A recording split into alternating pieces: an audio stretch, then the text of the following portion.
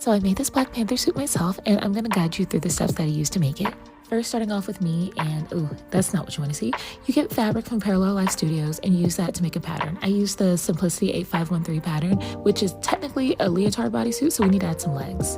To make a pattern for the legs, I wore an old pair of leggings underneath the bodysuit and cut it out and used that as a leg pattern. For the attached boots, what you want to do is get a comfy pair of flats with a good sole, wear those, and then plastic wrap your leg and foot up, and then cut that out as your pattern. This is what it's going to look like when you don't attach it to the shoe, and then I just hot glued it to the bottom base to get the boots.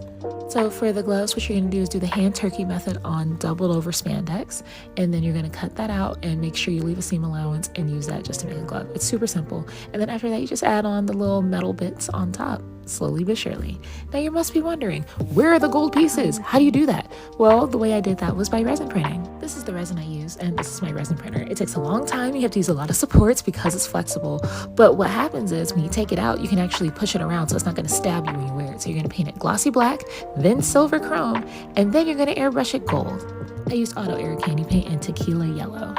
Honestly, after that, all you gotta do is kind of super glue everything to the bodysuit while you're wearing it, and then that's it. You have a Black Panther suit. So hopefully this kind of made sense. I don't know. I tried.